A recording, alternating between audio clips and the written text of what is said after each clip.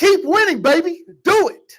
Embrace simple truths. There's only two genders, and boys should go to boys' rooms, girls should go to girls' restrooms.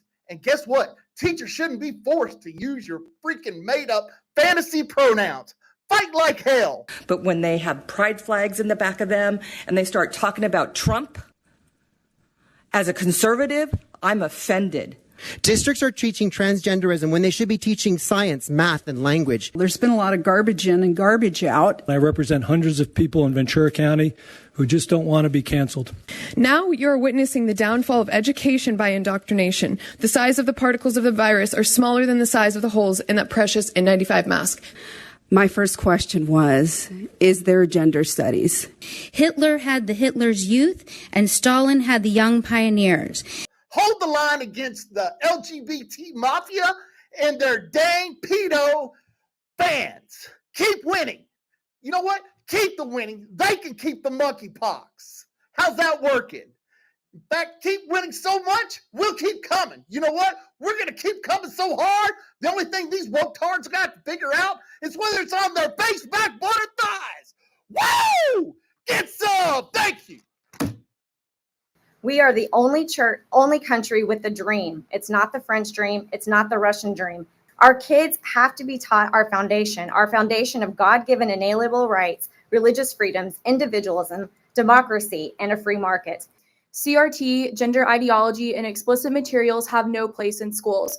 Allowing kids to be exposed to these harmful things at school destroys their innocence, pollutes their minds, and feeds them harmful disinformation.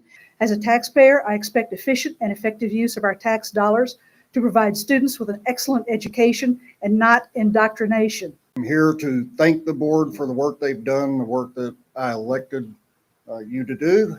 It is crucially important that this district never promote anything regarding gender fluidity in our schools. I do believe from the 1600s, 1700s, and 1800s, if you study history, that homosexuality was a capital punishment in this country. I still believe that should be true today, and that is what the Bible says in Leviticus 20:13. If I believe the Bible, that is not a threat to this community or to the council members or to any person in this room that is willing to follow the laws of the land and the law of God. And God says that every sodomite in this room and in this country is a dog, and it's never been changed. And we have the authority and we have the right to preach the Bible without any apologizing whatsoever, without being shut down by the government or a mob of disgusting freaks who spew vile things at children and women at church. We should not be intimidated to attend church and worship the Bible and worship God and his son, Jesus Christ. The city of Watauga and its police officers are allowing this community, this sodomite community, to intimidate church members from worshiping God the way he should be worshiped in truth. We believe Leviticus 20:13. They deserve death. The next thing we will be doing is placing cat litter in hallways for those who identify as cats. And that's no joke because it is happening in surrounding school areas.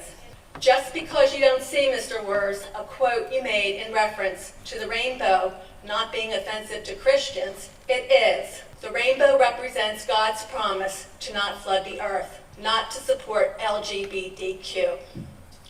Our teachers... We cannot continue to allow that authority to be abused by a radical minority who don't understand where to draw the line. We must draw it for them.